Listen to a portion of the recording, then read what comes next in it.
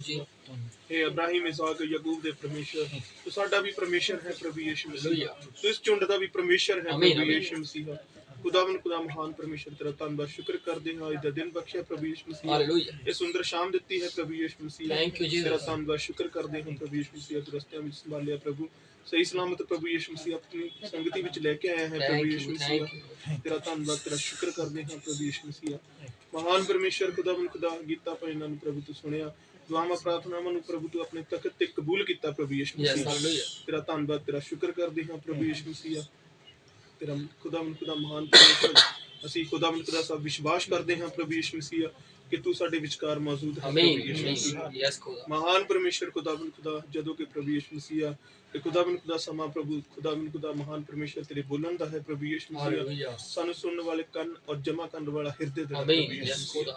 खुदावंद खुदा बोलने वाला तू आप है प्रभु यीशु मसीह हालेलुया। खुदावंद खुदा जो तेरा मन्ना खुदावंद खुदा तेरी जगवेदी तो ताया होवे प्रभु सच ਸਾਡੇ ਵਿੱਚ ਖੁਦਾਵੰਦ ਖੁਦਾ ਜੀਵਨਾਂ ਦੇ ਵਿੱਚ ਬਿਹਤਰੀ ਉਨਤੀ और तरक्की ਦਾ काम हो सच यीशु मसीह। ਕਿਰਪਾ ਕਰਨਾ ਦਿਆ ਕਰਨਾ महान परमेश्वर ਤਿਆਰੀ ਵਾਲਾ ਆਤਮਾ ਦੇਣਾ प्रभु यीशु मसीह ਕਿਰਪਾ ਕਰਨਾ ਦਿਆ ਕਰਨਾ महान परमेश्वर तेरे मन्ने द्वारा प्रभु ਅਸੀਂ आशीषित ਹੋਈਏ प्रभु आमीन। ਸਾਡੇ ਜੋ ਕਮੀਆਂ ਨੇ ਤਰੁੱਟੀਆਂ ਨੇ प्रभु यीशु मसीह खुदावंद खुदा तेरे मन्ने द्वारा दूर हो जाना हालेलुया यस खुदा। महान परमेश्वर ਸਾਨੂੰ ਤਰੂ ਤਾਜ਼ਾ ਕਰ ਦੇਣਾ प्रभु यीशु हालेलुया। किरपा करना दिया करना दुआ यीशु जी तेरे महान जिंदा और प्रार्थना की आमीन हालेलुया हालेलुया हालेलुया। हालेलुया। तो आइए खुदा के कलाम में चलते हैं और निकालते हैं प्रकाशित वाक्य और उसका हम 1 की 3 पढ़ते हैं। सभी लोग निकाल लीजिए। पहले 1 की 1 पढ़ लेंगे, उसके बाद 1 की 3 पढ़ेंगे। ये सबसे आखिर वाली किताब है द बुक ऑफ रेवलेशन, प्रकाशित वाक्य किताब। हाँ जी 1 की 1 पढ़ेंगे पहले। यीशु मसीह का प्रकाशित वाक्य हाँ जी जो उसे परमेश्वर ने इसलिए दिया हाँ जी कि अपने दासों को वे बातें जिनका शीघ्र होना अवश्य है दिखाए और उसने अपने स्वर्गदूत को भेजकर उसके द्वारा अपने दास यूहन्ना को बताया। हाँ जी 1 की 3 पढ़ते हैं। धन्य है वह हाँ जी जो इस भविष्यवाणी के वचन को पढ़ता है जी और वे जो सुनते हैं जी और इसमें लिखी हुई बातों को मानते हैं क्योंकि समय निकट है। क्योंकि समय निकट है। निकट है। हालेलुया। हालेलुया। और सचमुच प्रभु का समय सचमुच निकट है। यस जैसे समय बीत रहा है, वर्ष के वर्ष बीत रहे हैं, हमको लगता है नया साल आ गया है, नया सब कुछ हो जाएगा, लेकिन लोगों के लिए ये नया साल जो मुसीबतें लेकर आता है, लेकिन मसीह लोगों के लिए जो प्रभु यीशु मसीह पर विश्वास करते हैं उनके लिए ये नया साल अच्छाई लेकर आता है। एक पश्चाताप लेकर आता है कि आपकी जिंदगी में 1 साल और बढ़ गया पश्चाताप के लिए। हालेलुया। तो इसलिए जो हमने ये वाक्य पढ़ा है कि धन्य है मनुष्य, क्योंकि हम भविष्यवाणी के ऊपर ही चर्चा कर रहे हैं पिछले 2 हफ्तों से, और आज भी हम इसी चीज पर चर्चा करेंगे। और ये चीजें हम कभी कभी ही बाइबल से लेते हैं, जैसे 70 हफ्ते हो गए जहाँ वो सोने की मूर्ति होगी, बाकी वचन तो हम काफी बार ले चुके हैं, लेकिन इस वचन को कभी कभी खोला जाता है क्योंकि ये भविष्यवाणी है, आने वाले समय की बातें हैं, लेकिन हम फिर भी इसको यीशु मसीह के साथ कनेक्ट रखते हैं कि आप बेदारी में रहें और आप यीशु मसीह के साथ जुड़े रहें। क्योंकि इन चीजों को जानने के बाद अगर आपका ज्ञान बढ़ जाता है तो आपने अपने ज्ञान को स्थिर करना है और मसीह के साथ ही जुड़े रहना है। जितनी मर्जी पुस्तकें पढ़ लीजिए, जितना मर्जी ज्ञान इकट्ठा कर लीजिए, अगर कोई चीज आपको यीशु मसीह के साथ जोड़ती नहीं है तो वो ज्ञान आपका व्यर्थ हो जाएगा। लेकिन हमारा जो मेन अकीदा है, क्योंकि वचन पहला 1 की 1 में क्या लिखा है कि यीशु मसीह का प्रकाशित वाक्य लिख यूहन्ना रहा है, देख यूहन्ना रहा है, लेकिन इसका जो मेन प्रकाशित वाक्य का जो मेन मुड है, जो तुक्कम है, जो शुरुआत है, वो प्रभु यीशु मसीह है। और जो चीजें दिखाने वाला जो है, जो अंत की बातें कर रहा है, वो प्रभु यीशु मसीह ही कर रहा है, जो दिखा रहा है। और इसको हम लोग धन्य हैं, क्योंकि वचन में क्या लिखा है, धन्य है वो इंसान जो भविष्यवाणियों को पढ़ते हैं, सुनते हैं और मानते हैं, क्योंकि समय निकट है। हालेलुया। तो सचमुच समय निकट है और हमने इस भविष्यवाणियों की पुस्तक को पढ़ रहे हैं। सिर्फ प्रकाशित वाक्य ही नहीं, भविष्यवाणियों का दानियल भी भविष्यवाणियों की पुस्तक है। अगर पूरी बाइबल को देखो तो ये जो है भविष्यवाणियों की ही किताब है। हालेलुया। तो आइए निकालते हैं हम लोग, दानियल में ही चलते हैं वापस, और जहां से छोड़ा था पिछली बार वहां से शुरू करते हैं। उसकी 2 की 31, उसके बाद 36 में चलेंगे। पहले 31 पढ़ ले थोड़ा सा, दानियल की पुस्तक उसका 2 और उसकी 31 से। हे राजा, ये राजा, जब तू देख रहा था, हाँ जी, तब एक बड़ी मूर्ति देख पड़ी, हाँ जी, और वह मूर्ति जो तेरे सामने खड़ी थी, हाँ जी, वह लंबी चौड़ी थी, हाँ जी, उसकी चमक अनुपम थी, हाँ जी, और उसका रूप भयंकर था। उसका रूप भयंकर था। पिछली बार हमने क्या देखा था, दानियल ने जो नबूकदनेस्सर ने सपना देखा था दूसरे अध्याय में, और उसने एक मूर्ति देखी, और मैंने पिछली बार बताया था ये मूर्ति मैंने बनाई है, लेकिन वो मूर्ति ऐसी नहीं थी। इसके उसके बारे में लिखा हुआ है वो मूर्ति कैसी है, वो लंबी चौड़ी है, उसका रूप चकमक है, वो चमकीली है, देखने में अद्भुत है, और साथ में क्या है, वो भयंकर है। मूर्ति भयंकर कैसे हो सकती है, उसको आज हम 4 पशु से देखेंगे। पिछली बार हमने 70 हफ्ते देखे थे, पिछले से पिछले शुक्रवार, और पिछले शुक्रवार हमने देखा था सोने की मूर्ति के बारे में, और साथ में देखा था 4 पशु देखने थे, लेकिन समय ज्यादा हो गया था जिसकी वजह से हम 4 पशु नहीं देख पाए। और 70 हफ्ते के बारे में आप सभी लोगों को पता लग गया अब कि नहीं पता लगा? अभी काफी कुछ पता लग गया होगा कि अभी उनका 1 हफ्ता बाकी का बाकी है, इसराइल का बाकी है। उनका जो 70वां हफ्ता था वो यहाँ पर 33 एडी में खत्म होना था जाकर, लेकिन किसी कारण उन्होंने यीशु मसीह को सलीब दे दी 30 एडी में ही, जिसकी वजह से वो 33 एडी तक नहीं जा पाए, जिसकी वजह से उनका 1 सप्ताह रह गया।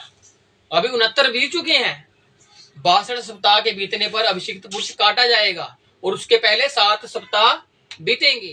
कितने हो गए? 62 और 7 69 हो गए। 69 के कितना? 483 दिन बनते, 483 दिन बनते हैं, इसको साल ले लीजिए, और 7 के साथ ये हफ्ता इनका पेंडिंग है। 3.5 साल की सेवका यीशु मसीह कर गया लगभग, और 3.5 साल की सेवकाई जो बची है वो एलिया और मूसा ने वहां पर आके करनी है, जो भी बची हुई है। और एलिया मूसा ही इनको आकर बताएंगे यीशु मसीह की तरफ।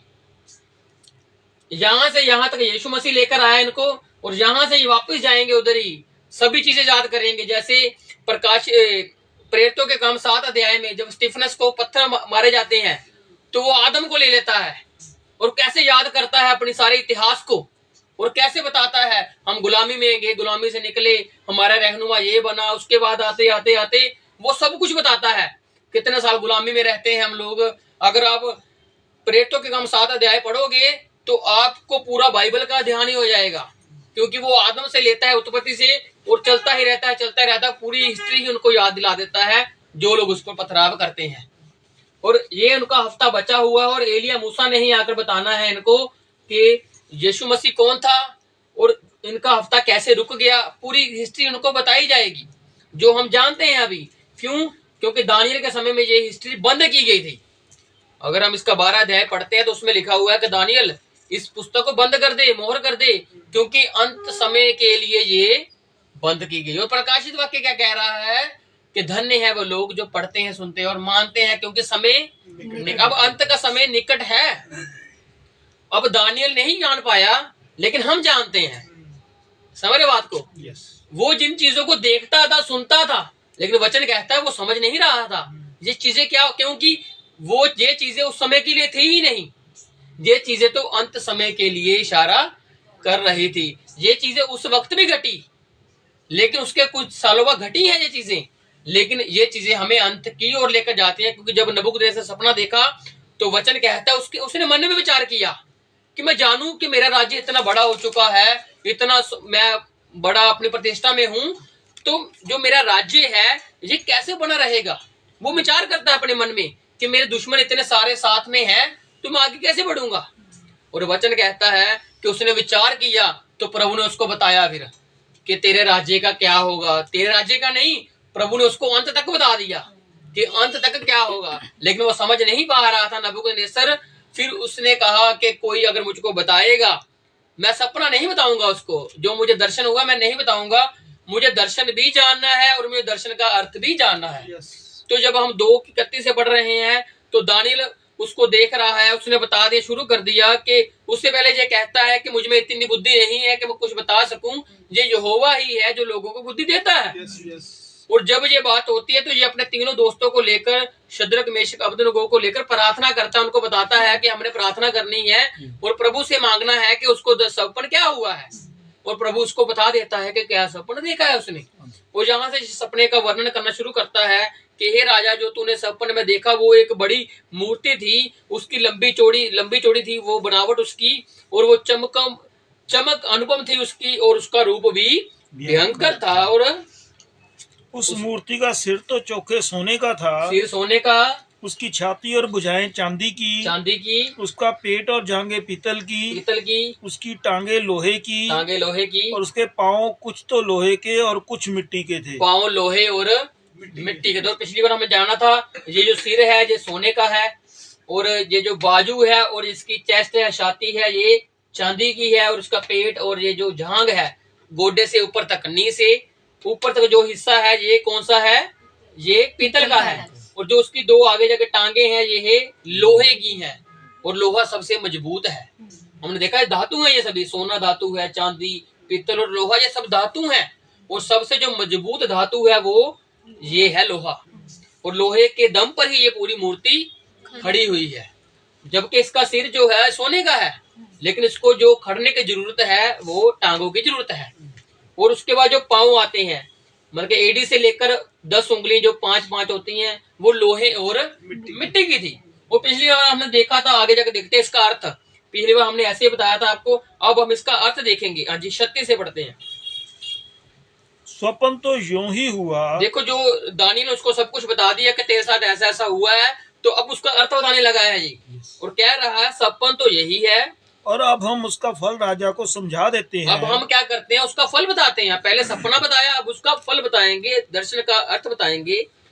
हे राजा, तू तो महाराजाधिराज है। देखो उसकी प्रशंसा कर रहा है, क्यों? क्योंकि वो सोने का सिर है। सोने का मतलब वो जो सोना है वो बाबुल से, कहां से लेकर आया था बाबुल का राजा? यरूशलेम से। क्योंकि सबसे ज्यादा जो सोना था वो सुलेमान ने ही अपने मंदिर उस प्रभु की हैकल में जड़वाया था, और इसको उस सोने को लेने के लिए उसको जलाना था, तभी सोने ने पिघलना था, और बिना पिघलाए वो सोना नहीं निकल सकता था। क्योंकि सुलेमान ने उसको गड़वाया ही इस रीति से था। उसको ब्लूप्रिंट देने वाला, नक्शा देने वाला उसका पिता दाऊद था, कि ये देख ये मंदिर का नक्शा है और तूने बनाना है। और फिर जब सुलेमान बनाता है तो उसको पूरे रीच से बनाता है, पूरे चाह से बनाता है, और अपने महल को भी बनाता है साथ में। और यहाँ पर क्या है, जो क्या लिखा है कि तू महाधिराज है। हाँ जी, क्योंकि स्वर्ग के परमेश्वर ने हाँ जी तुझको राज्य, सामर्थ, शक्ति और महिमा दी है। देखो दानियल पहले उसकी महिमा कर रहा है, क्यों? क्योंकि दानियल को इसने गुलाम बनाया हुआ है, लेकिन उसकी प्रशंसा इसलिए कर रहा है, इसने इतने देशों को जीता हुआ है। अभी ये पूरे वर्ल्ड पर काबिज नहीं है, लेकिन फिर भी इसको सोने का क्यों कहा गया? क्योंकि सबसे ज्यादा सोना इसके पास था, और उस वक्त इसके मुकाबले का कोई नहीं था। उस वक्त की बात है, उसके बाद निकले हैं राजे, लेकिन इसके मुकाबले का तब कोई नहीं था। इसके पहले आते हैं मिस्र और सीरिया, लेकिन वो भी सोने के नहीं थे, क्योंकि ये सोने का बना ही यरूशलेम से लेकर है। नहीं तो अगर वो भी सोना तो परमेश्वर उसके नाम को भी सोना कहता, लेकिन उनका नाम आया है पहले, उनके ही राज्य थे। ये उनको हरा कर ही आगे आ रहा है बाबुल।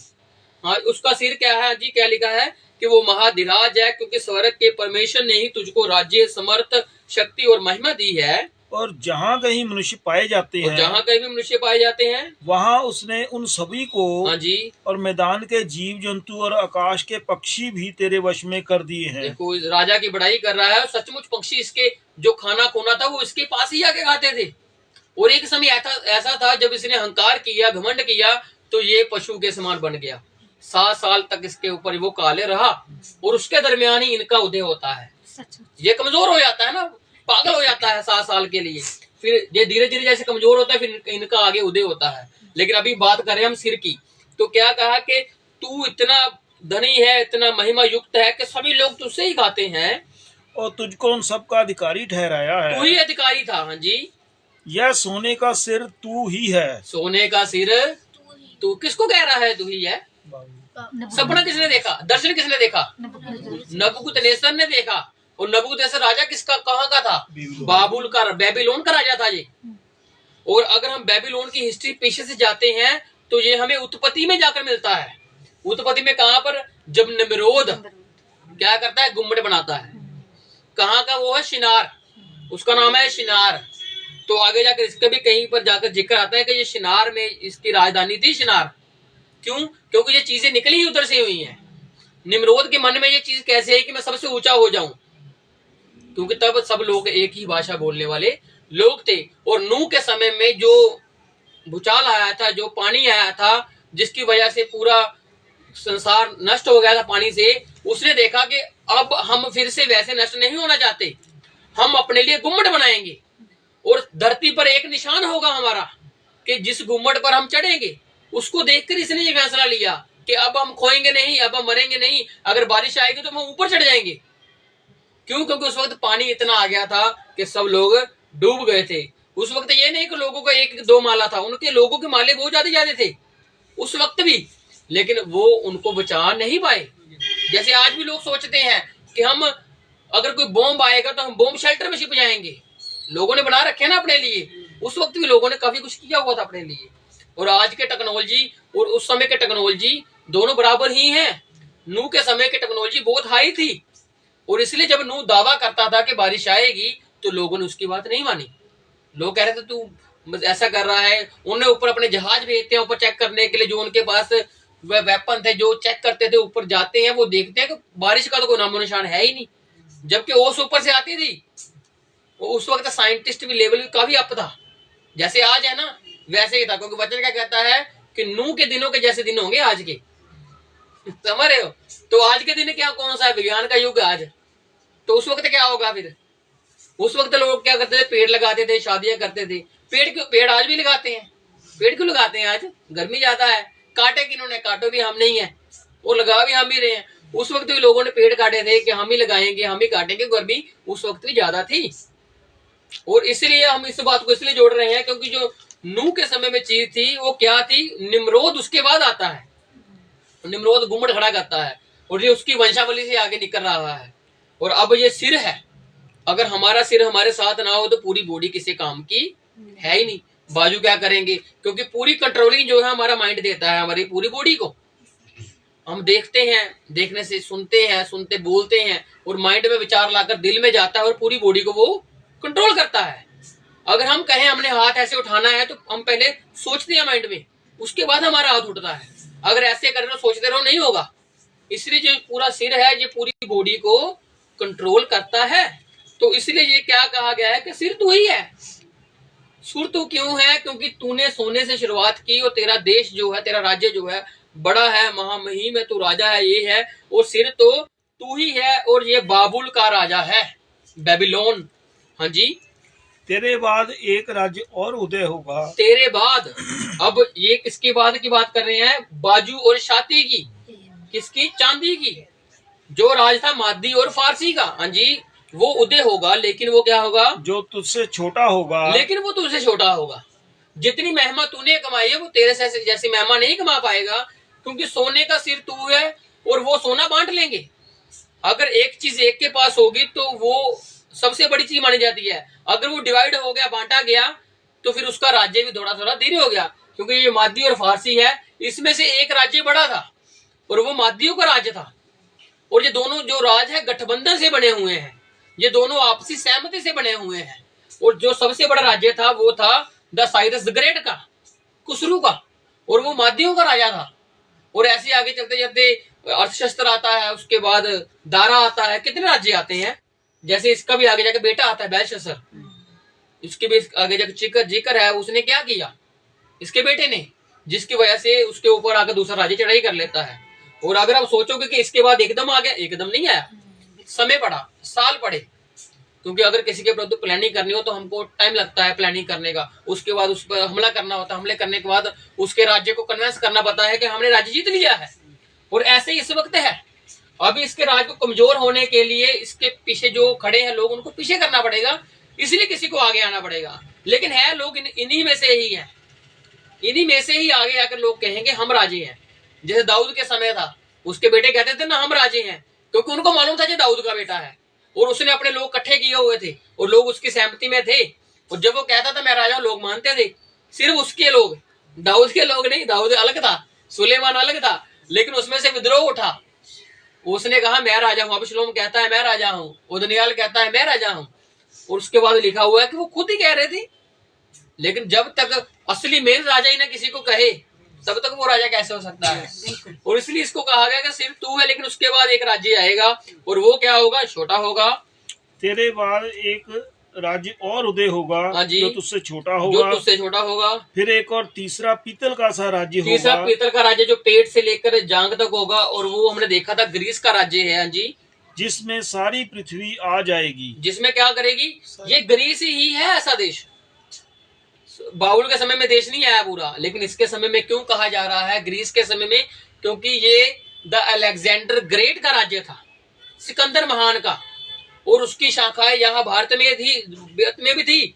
जब यहाँ पर चंद्रगुप्त मौर्य राज्य करता था, मगध के राज्य थे, और तब वो यहाँ पर अपनी धोख जमाता था, और वो कहीं ना कहीं उनके गठबंधन में था, इसीलिए वो इधर नहीं आ पाया। अगर आप हिस्ट्री जानोगे तो आपको पता लगेगा। इस वक्त यहाँ पर राज्य कर रहे थे हमारे जो लोग थे इंडिया में, हिंदुस्तान में, और अब उसका राज्य क्या पूरी पृथ्वी पे फैल रहा है, पूरे देश में फैल रहा है। और अगर आप सिकंदर की हिस्ट्री जानोगे तो ये बहुत छोटी उम्र में ही कितना बड़ा राज्य इसने खड़ा कर लिया, लेकिन इसकी मृत्यु भी बहुत छोटी उम्र में होगी, जिसकी वजह से राज्य में हड़कंप बच गई। लेकिन इतने बड़े राज्य को संभालना भी तो था ना, तो उसके लिए फिर इसके आगे जाके 4 जनरल निकलते हैं जो मेन पोस्ट पर होते हैं, और वो ही 4 राज्यों में बढ़ जाते हैं और इसके राज्य को कैरी करते हैं, संभालते हैं। और आगे जाकर वो जो जनरल होते हैं वो आगे जाकर मिक्सअप हो जाते हैं रोम में जाकर, और जो रोम में मिक्सअप होते हैं तो रोम क्या लिखा हुआ है कि ये लोहे का है, और साथ में ये मजबूत क्यों है? ये क्योंकि ये यूरोप है, आधुनिक युग मॉडर्न समय में ये यूरोप है।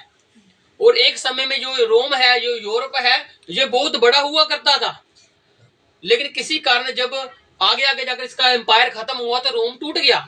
रोम टूटा मतलब कि पूरा यूरोप भी टूट रहा है, लेकिन अभी यूरोप बन रहा है। अभी वो 27 देशों को इकट्ठा कर चुका है, कमजोर देश भी हैं, मजबूत देश भी हैं, वो साथ लेकर चल रहा है। हम फिर से उस देश को कायम करेंगे जो पहले था हमारा, क्योंकि जो पूरा यूरोप है ये पूरा रोम में फैला हुआ है, पूरी क्रिश्चियन कंट्री है सारी, मसीही कंट्री है सारी। ये क्या करते हैं, कमजोर लोगों को साथ में ले रहे हैं। जब आखिर में क्या लिखा हुआ 8वें में जाकर कि वो जो 10 उंगलियां थी वो 10 राज्य थे, मिट्टी और लोहे के। कुछ यूरोप कंट्री है जो तगड़ी है, कुछ कमजोर मिल जाएंगे आकर, जिसकी वजह से इनको समर्थन देना पड़ेगा अपना। और ये जो लोहा है जो उनको बताएगा कि मुझको तुम्हारी जरूरत है, अब तुमको मेरे साथ आना पड़ेगा, इसलिए इसको इसके समर्थन की जरूरत है, तब तक ये पूरा राज्य कायम नहीं होगा। और उससे पहले हम क्या देखना है, ये जो पीतल का राज्य है, ग्रीस का राज्य, और इसने सिकंदर ने पूरे देश पर राज्य किया। और उसके बाद हाँ जी, चौथा क्या लिखा हुआ है? चौथा राज्य लोहे के तुल्य मजबूत होगा। चौथा राज्य, देखो उसने देखा क्या? उसने मूर्ति देखी। नबूकदनेस्सर ने क्या देखा? मूर्ति देखी। अब मूर्ति के राज्य को कौन बता रहा है? दानियल बता रहा है। तूने देखी मूर्ति है, लेकिन वो राज्य है। इसी प्रकार से हम जब 7 अध्याय में जाएंगे, 4 पशु देखेंगे, तो वो देखने में पशु है, जंतु है, लेकिन आगे जाके जब उसका अर्थ पता लगेगा तो बाइबल कहती है वो जंतु है, लेकिन वो राज्य है। इसलिए हम ये जो दानियल की किताब, जो भविष्यवाणी की पुस्तक है, और इसमें अंत समय के बारे में प्रभु ने पहले लिखा दिया हुआ है कि अंत समय में क्या क्या होगा। तो यहाँ पर क्या हुआ? चौथा राज्य जो है लोहे के तुल्य मजबूत होगा। लोहे से तो सब वस्तुएं चूर चूर हो जाती हैं। इसने सबको चूर चूर कर दिया। पहले बाबुल को चूर चूर किया मादी और फारसियों ने, मादी फारसियों को चूर चूर किया सिकंदर ने, और उसके बाद 4 जनरल आ गए, और 4 जनरलों को इन्होंने अपने साथ में शामिल करके एक अपना ही एम्पायर खड़ा कर लिया लोहे का। मतलब अब ये सोना चांदी पीतल की बात नहीं रही, अब बात आ गई है लोहे के ऊपर। लोहा मतलब रोम। अब रोम जो है ये जब खड़ा होता है, ये मसीह के बर्थ तक रहता है और उसके बाद भी रहता है। और हम जानते हैं कि 300 कुछ सन में जब राजा कॉन्स्टेंटाइन आता है आगे जाकर, ये पूरा रोम का इतिहास है, और ये राज्य इसका कभी वापस नहीं बन पाया। अब ये फिर से वही बनाना चाहते हैं। अब रोम छुपा बढ़ रहा है पीछे, और आगे उन्होंने अपने यूरोप यूनियन को आगे किया हुआ है। 2 का मतलब 2 टांगे क्या है? एक ईस्ट साइड है और एक वेस्ट साइड है। साउथ वेस्ट कहता है ना, ये वो चीज है। दोनों टांगों पर ही ये राज्य खड़ा हुआ है। अगर एक टांग नहीं होगी तो ये राज्य गिर सकता है। इसलिए इसको खड़ा करने के लिए मिलना पड़ेगा, गठबंधन में रहना पड़ेगा। अब रोम जो है वो पॉलिटिकल भी चलता है, लोकतांत्रिक भी चलता है, और साथ में वो रिलीजियस धार्मिक भी चलता है। अब अगर इसको अपने राज्य को स्थापित रखना है तो इसको दोनों तरफ से देखना पड़ेगा। तो अगर ये दोनों तरफ से नहीं देखेगा तो इसका राज्य स्थापित नहीं हो पाएगा। अब इसको गठबंधन में रहना पड़ेगा, और गठबंधन में मजबूत लोग भी होंगे और कमजोर लोग भी होंगे। अगर किसी कमजोर ने कुछ कह दिया तो गिर सकता है, इसलिए सभी को लेकर साथ में चलना पड़ेगा। और ये जो रोम की टेक्निक है ये ऐसे ही चलती है, कि हम सबको लेकर चलेंगे, सबका साथ सबका विकास, ये ऐसे ही आगे चलते हैं। और इसका स्लोगन सबसे पहले यही है। जब ये भारत में आता है तो कुछ कहता है पोप फ्रांसिस, और जब ये किसी और कंट्री में आता है तो ये कुछ कहता है। ये सभी को अपने साथ मिलेकर चलता है। क्योंकि ये राजनीतिक भी है और धार्मिक भी है, और ये पूरे क्रिश्चियनिटी का जो है, पूरे ईसाई धर्म का ये सबसे बड़ा गुरु है, जिसको माना जाता है लोग रोमन कैथोलिक, और इसलिए इसको पोप फ्रांसिस है ये जो। और क्या लिखा हुआ कि जो लोहा है सबसे मजबूत है, और इसी ने क्या किया, सभी को चूर चूर कर दिया। इसलिए जिस भांति लोहे से सब कुचली जाती हैं, हाँ जी, उसी भांति उस चौथे राज्य से सब कुछ चूर चूर होकर पिस जाएगा। इस चौथे राज्य से, ये जो लोहे का राज्य है, इसने सबको पीस दिया अपनी राजनीति से, अपनी धार्मिकता से। वो जो सबको जब आगे लेकर चलता है, तो जब ये यहाँ पर भी राज्य कर रहा है, तो जब मसीह के बर्तक राज्य करता है, तब इसका पूरा शासनकाल नहीं था। क्यों, कहाँ से पता लगता है? जब लूका की किताब पढ़ते हो तो वहां पर लिखा है राज्य कैसर का ही था, केसर का था, लेकिन उसने अपने राज्य को 4 लोगों में बांटा हुआ था। 4 अलग अलग, गलील में कोई और था, नासरत में कोई और था, ऐसे ये वो पूरा बांटा हुआ था। और ये इजराइलियों को साथ लेकर चल रहा था। अगर उसके बिना इनकी गति नहीं है। लेकिन जब सन 70 आता है तो ये इजराइलियों को भी कुछ नहीं समझता, फिर अपना अत्याचार पूरा करते हैं, फिर इनका पूरा रोमन एम्पायर खड़ा होता है। लेकिन उससे पहले ये सबको लेकर चलते हैं साथ में। क्यों लिखा है कि लिखा है नहीं, वो भांति भांति सबको चूर चूर कर देता है और सबको मिला लेता है। हाँ जी, तूने जो मूर्ति के हाँ जी, पांव और उनकी उंगलियों को देखा, हाँ जी, जो कुछ कुम्हार की मिट्टी की और कुछ लोहे की थी, हाँ जी, इससे वह चौथा राज्य बटा हुआ होगा। ये जो चौथा राज्य है यहाँ पर, यहाँ एडी तक है, लेकिन उसके बाद ये फिर से हो रहा है, उदय हो रहा है। क्यों? क्योंकि ये बटा हुआ है। पहले यहाँ पर ये मजबूत है, लेकिन आगे जाकर ये बटा हुआ है। अगर मजबूती में आ गया तो बटने की क्या जरूरत है? मतलब कोई कारण हुआ जिसकी वजह से इसका डाउनफॉल होता है, पतन होता है, उसके बाद ये आगे चल रहा है। और अगर आप इन बातों को सीख लोगे तो देख लेना, आप प्रभु के आगे और बढ़ोगे। क्योंकि ये जो बातें हैं, ये बाइबल दानिएल कहता है कि इससे ज्ञान बढ़ेगा, और ज्ञान तो बढ़ेगा ही, क्योंकि ये ज्ञान की ही बातें हैं, ये प्रकाश की ही बातें हैं। और इससे आपको पता लगेगा कि आप किस समय में रह रहे हैं और आपका जो आने वाला कल है वो कैसा है। क्योंकि ये हमें बताता है अंत समय तक क्या होगा। ये हमें मसीह तक ले जाता है कि मसीह कब आएगा, कैसे आएगा, और वो आगे करेगा क्या। हम इन राज्यों की बातें कर रहे हैं, लेकिन मसीह अपने राज्य की बातें करेगा। हालेलुया। क्योंकि वो महान परमेश्वर है और उसकी महानता को कोई अंत नहीं है। अगर ये उस समय हुआ तो आज अगर बाबुल, आज भी बाबुल है। आपको कैसे प्रकाशित वाक्य पढ़िए, वहां पर लिखा हुआ है कि एक वेद बड़ा बेबीलोन है, वो आज भी वेद करता है, वो लोगों को पहेलियां बुझाता है। और उसके बारे में दानिएल कहता है वो पहेलियां बुझाने वाला आएगा और लोगों को अपने साथ मिलाकर एक गठबंधन में सरकार खड़ी करके कहेगा कि मैं ही सब कुछ हूँ। वो नित्य होम बलि, उस दूसरी होम बलि को बंद कर देगा और लोगों को कहेगा शांति शांति शांति, अब कोई मसला नहीं है। और कुछ समय बाद कहेगा कि अब मैं ही हूँ जो हूँ। अभी वो शिवकर कह रहा है, एक समय आएगा वो खुलकर कहेगा।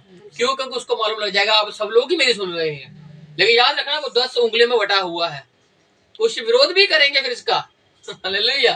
उसकी वाहवाही नहीं होती रहेगी, उसकी विरोध भी होगा।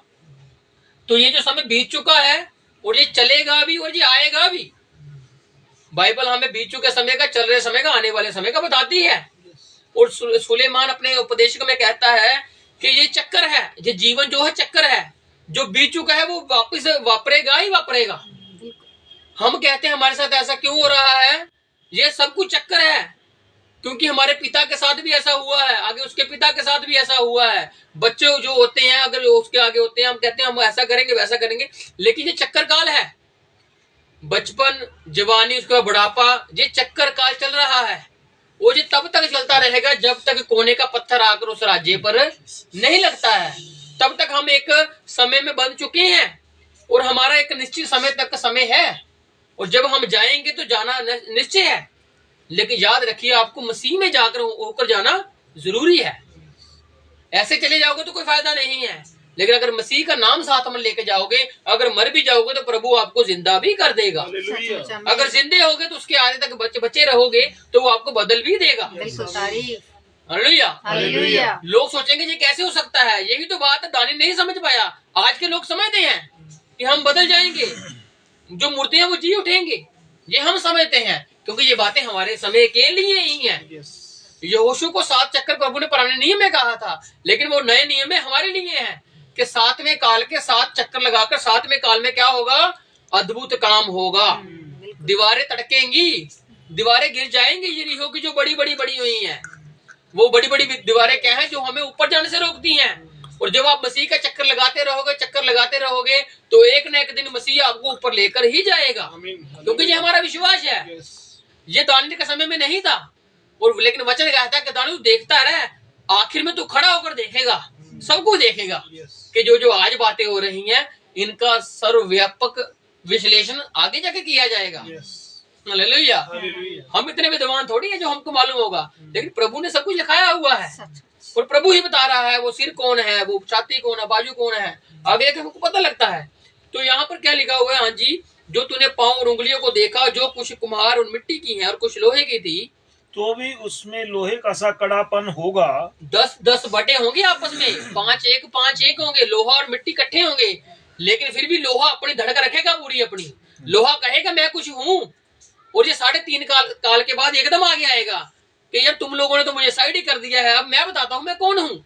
लेकिन जब ये कहेगा मैं कौन हूँ, तो वचन कहता है कि कुछ होगा। क्यों? क्योंकि ये 3.5 साल की सेवकाई के बाद ही होगा। तब तक ये कुछ नहीं कर सकता, तब तक इसको गठबंधन में ही चलना पड़ेगा, तब तक सबकी उंगली पकड़ के ही चलना पड़ेगा, तब तक ये किसी को नाराज नहीं कर सकता है। लेकिन जब 3.5 काल पूरे होंगे एलिया और मूसा के, उसके बाद ये बताएगा कि अब मैं तुम्हारी उंगली नहीं, अब मैं बताता हूँ कि मैं असली कौन हूँ। लेकिन तब तक ये शांत रहेगा, तब तक ये अपने आप को चुप रखेगा। लेकिन एक समय आएगा ये 3.5 काल के बाद, क्यों? क्योंकि इजराइलियों के 70 हफ्ते इन्होंने ही पूरे करने आकर, तब तक ये 70 हफ्ते पूरे नहीं होंगे इनके, यहाँ पर आके पूरे होते हैं। और जब ये पूरे होंगे तो आगे एक समय बताया हुआ है कि धन्य है वो जो इंसान 1290 दिन तक बचा रहे, और उससे भी धन्य है वो इंसान जो 1335 दिन तक बचा रहता है। अब आप कहोगे 3.5 साल तो 1260 दिन बनते हैं इजरायली के हिसाब से, और हमारे हिसाब से तो 1265 बनते हैं, क्योंकि हमारे जो कैलेंडर है, रोमन कैलेंडर है, उसमें 5 दिन एक्स्ट्रा है। हमारे 365 दिन आते हैं साल के, लेकिन इजराइल के कैलेंडर में 360 दिन ही है, और हमने कैलेंडर ही इजराइल का लेना है क्योंकि बात ही इजराइल की चल रही है, और 1260 दिन बनते हैं। लेकिन प्रभु उस समय को कैसे ले रहा है वो प्रभु जानता है, क्योंकि बताया था ना कि 70 और 30 3 साल ही होते हैं। लेकिन प्रभु सेवकाई बीच में करके गया अपनी, 3 साल तक तो वो अच्छी सेवका करता रहा, उसके बाद जो आधा साल बीतता है उसमें ही गड़बड़ी होती है। ये भी 3 साल तक अच्छी सेवकाई करेंगे अपनी, लेकिन उसके आधे साल बाद ही गड़बड़ी शुरू हो जाएंगी, उसके बाद ही पीड़ाएं होंगी शुरू। तो उसी हिसाब से जो 1290 दिन है, जिसमें प्रभु ने 30 दिन और ऐड कर दिए, वो प्रभु उनको दे रहा है समय, और कि उसके बाद तुमने अपने आप को बचाना है, संभालना है। और उसके बाद 1335 दिन तक जो आगे दिन और बढ़ रहे हैं, अगर 1290 से 3 माइनस करते तो 45 बच रहे हैं। उसके बाद उसको प्रभु और धन्य कह रहे हैं उन लोगों को जो 1,44,000 के बाद बचेंगे। 1,44,000 के लिए कितने दिन है? 1290 दिन जब तक बचे रहेंगे। और उसके बाद जो 1335 लिखे हुए हैं, जिसमें 45 दिन और ऐड किए गए हैं, वो है उनके लिए जो बच जाएंगे, क्योंकि इसी रीति से बाइबल कहती है कि पूरा इजराइल ही उद्धार पाएगा। सिर्फ 1,44,000 नहीं, उसके बाद भी जो प्रभु को पुकारेंगे 3.5 साल के बाद, जो कहेगा ये पांव वाला, उंगलियों वाला कहेगा ना कि मैं हूं, इन्हें तुम होम बलि बंद करो, दूसरी होम बलि बंद करो, ये तो यहां पर आकर बंद करवा देगा। तो उसके बाद फिर क्या होगा? जो बाकी रह गए हैं 1,44,000 के अलावा, फिर उनका समय शुरू होता है। अगर उन्होंने यीशु मसीह को नहीं माना, अगर एलिया मूसा को नहीं माना, तो वो फिर उसको कैसे मानेंगे? जो कंगूरे पर खड़ा होकर कहेगा कि मैं ही हूं जो हूं, तुम छोड़ दो सब कुछ, वो कहेंगे हम नहीं मानते। फिर जब वो अपनी धड़क जगाएगा, अपना दोष दिखाएगा, फिर वो पुकारेंगे यहोवा को, और फिर यहोवा उनका कराना सुनकर सीने पर्वत पर आएगा और अपना पाँव वहां पर रखेगा। और वचन कहता है उसके मुंह से 2 धारी तलवार निकलते, जिससे उसके सारे वैरी भस्म हो जाते हैं। ये उस समय का चिन्ह है, उस समय का दृश्य है जो यहोवा आकर करेगा। लेकिन उससे पहले ये जो अंत की बातें चल रही हैं कि उसके लोहे और पाँव के मिट्टी के हैं, और वो फिर भी लोहा अपना कड़कपन रखेगा उसमें। जैसे कि तूने कुम्हार की मिट्टी के संग लोहा भी मिला हुआ देखा था। दानियल देख रहा है और दानियल को परमेश्वर बता रहा है, तूने जो देखा है इसका अर्थ ये है। हाँ जी। जैसे पाँव की उंगलियां कुछ तो लोहे की और कुछ मिट्टी की थी। हाँ जी। इसका अर्थ यह है कि वह राज्य कुछ तो दृढ़ और कुछ निर्बल होगा। लिखा हुआ ना, दृढ़ और निर्बल होगा। ये बाइबल में ही लिखा हुआ है, हम बाइबल से बाहर नहीं बात कर रहे, ये इसी में है। निर्बल और तगड़ा दोनों राज्य इसमें होंगे 10 उंगलियों में। हाँ जी। तूने जो लोहे को कुम्हार की मिट्टी के संग मिला हुआ देखा, इसका अर्थ यह है कि उस राज्य के लोग एक दूसरे मनुष्यों से मिले जुले तो रहेंगे, गठबंधन में तो रहेंगे, परंतु जैसे लोहा मिट्टी के साथ मेल नहीं खाता। लोहे और मिट्टी का कोई मेल है नहीं है। लोहा अपनी तरफ से मजबूत है, लेकिन मिट्टी का उसको साथ लेना पड़ा, नहीं तो ये यहाँ पर नहीं आता। मिट्टी को साथ लेकर ही आगे चल रहा है। ये अकेला अपने दम पर नहीं आ सकता, क्योंकि अब ये सिर्फ टांगों पर नहीं है, अब ये निर्भर कर गया है पांव की उंगलियों पर। अगर ये टांगों पर ही रहता तो ये खड़ा रहता, अब ये उंगलियों पर निर्भर कर रहा है, इसलिए इसको साथ इनको लेकर ही चलना पड़ेगा।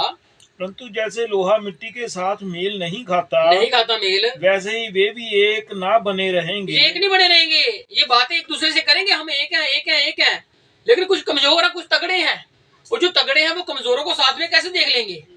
वो कहेंगे तुम कमजोर हो, तुमको तो फिर भी हमारे साथ इसलिए आना पड़ा है कि तुम्हारी जरूरत है, नहीं तो हम तुम्हारे साथ बैठना नहीं पसंद करते हैं, हम तो खाना नहीं पसंद करते हैं। तुम्हारे राज्य का इतनी करेंसी बड़ी थोड़ी है, हमारे राज्य की करेंसी बड़ी है। यही बात चल रही है ना आज। चाइना कह रहा है हमारी करेंसी, अमेरिका कह रहा है हमारी, यूरोप वाले कह रहे हैं यूरो बड़ा है।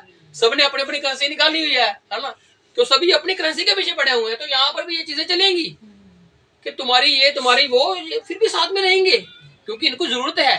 लेकिन 3.5 साल के बाद गड़बड़ होगी, तब तक ये साथ में एक दूसरे से लगे रहेंगे गठबंधन में। हमको साथ में चलना ही पड़ेगा। जब ये आपस में गठबंधन अपने आप में क्या करेंगे, एक दूसरे से उलझन में जाएंगे, तो फिर वो लोहा निकलेगा बाहर कि तुम क्या कर रहे हो, हमको इकट्ठे रहना है। अगर वो धार्मिक मुद्दे पर बात करेंगे तो वो धार्मिक बनकर आ जाएगा, अगर वो पॉलिटिकल मुद्दे पर बात करेंगे वो पॉलिटिकल बनकर आ जाएगा। क्यों? क्योंकि उसको इन दोनों को जोड़ना है। इनके बिना उसकी गति नहीं है, उसके बिना इनकी गति नहीं है। इन दोनों को आपस में मिलकर ही चलना पड़ेगा। दोनों एक दूसरे पर डिपेंड करते हैं, तो इसलिए लोहा जो मजबूत है दोनों मिट्टी में, उसको आगे आना पड़ता है कि यार क्या कर रहे हो, हम आगे हैं, हम इकट्ठे हैं। छोटे बड़े छोड़ो, अब इतना हम छोड़कर आए हैं, इतना रोमन एम्पायर था हमारा, अब हम इतना आगे आ चुके हैं, अब क्या बात कर रहे हो, आगे बढ़ना है हमने। लेकिन फिर भी खटपट चलती रहेगी जी। उन राजाओं के दिनों में स्वर्ग का परमेश्वर जी एक ऐसा राज्य उदय करेगा। इन राजाओं के दिनों में अब ये राजाएं ये नहीं अब जो उंगली तो की रहेंगे, उंगली पांव की होती है। अगर हम सिर्फ उंगलियों को देखें तो पूरा धड़ कहाँ गया? ये पूरा धड़ अभी भी खड़ा हुआ है। अब कहोगे कैसे खड़ा हुआ है?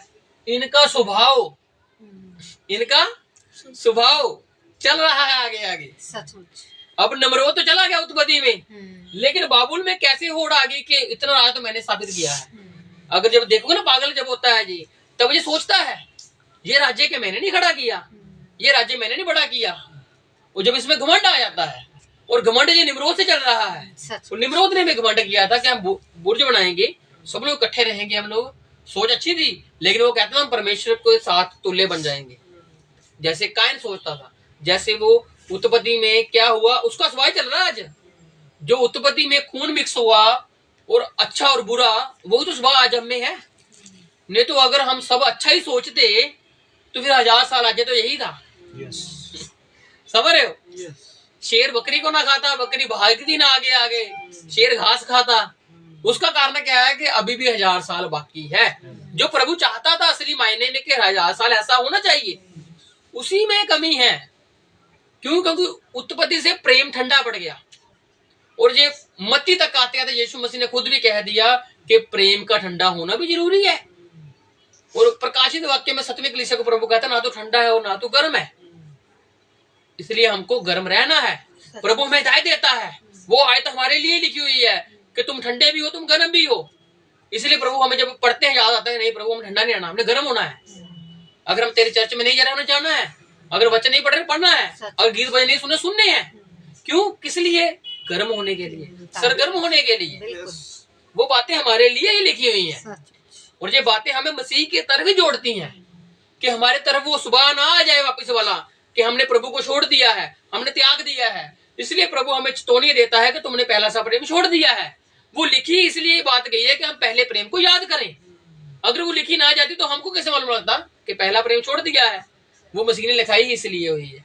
तो इसलिए क्या लिखा है कि इन राजाओं का स्वभाव, बाबुल का स्वभाव, मादी फारसियों का स्वभाव, ये ग्रीस का, सिकंदर का स्वभाव, रोम का स्वभाव, अब जो सभी 10 राजाओं में और उस लोहे में ये सब स्वभाव पाए जा रहे हैं। अब जो उन स्वभावों को लेकर चल रहा है, क्यों? क्योंकि जो मादी फारसी थे, इन्होंने ही मंदिर बनाने में सबसे बड़ी पहल की थी, बाबू लेने की। लेकिन इन राजाओं ने, मादी और फारसी ने और कुसरू ने, जो साइरस था, जो महान, जो मादियों का सबसे बड़ा ग्रेट लीडर था, उसने ही आज्ञा दी थी। और कुसरू को दानियल ने ही बताया था कि यशायाह में तेरे बारे में भविष्यवाणी हुई है कि तू आएगा और मंदिर के लिए निर्माण करेगा। और जब वो देखता है, पढ़ता है, तो उसने कहा कि मैं तो अभी राज्य कर रहा हूँ और मेरे बारे में जो बात लिखी हुई है, तो वो फिर आज्ञा देनी शुरू कर देता है। और फिर क्या करता है, जरूब्बाबेल जाता है, कि उसके बाद साथ में हो जाता है, उसके बाद नेहमिया जाता है, वो जो मंदिर की उसारी करते हैं और मंदिर बनता है। और इनको बनाने वाले में यही थे। अब ये जो साथ में आखिर में आएगा, ये भी मंदिर बनाने की वादी करेगा।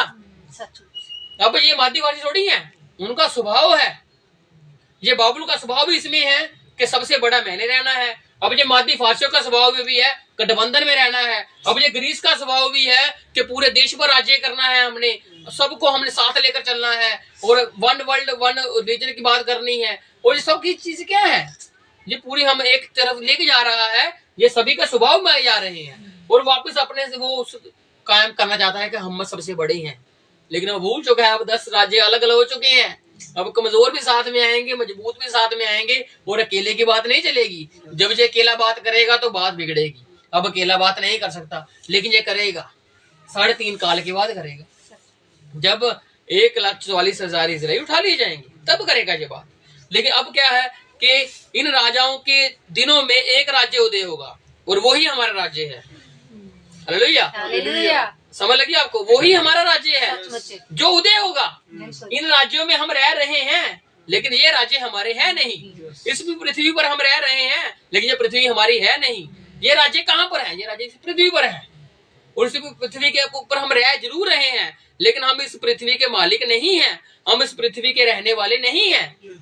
हमारा स्वदेश तो स्वर्ग पर है, जो संत पौलुस कहता है कि मैं थोड़ा चला जाता हूँ कि उसी नाम को पालूं। हम भी थोड़े चले जा रहे हैं कि हम भी उसी नाम को पाले। अगर कोई कहता है कि तुम घमंड करते हो, तुम रक्षण में हो, नहीं, हम पा रहे हैं, पा नहीं चुके।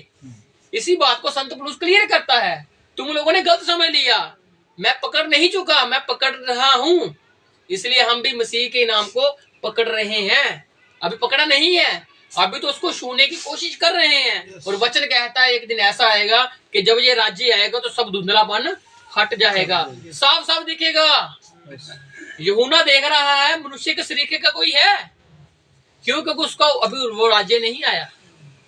दानियल देख रहा है कोई मनुष्य के शरीर का है, राजा दारा देख रहा है, और साथ में वो कौन था, राजा नबूकदनेस्सर, जिसने 3 लोगों को डाला था।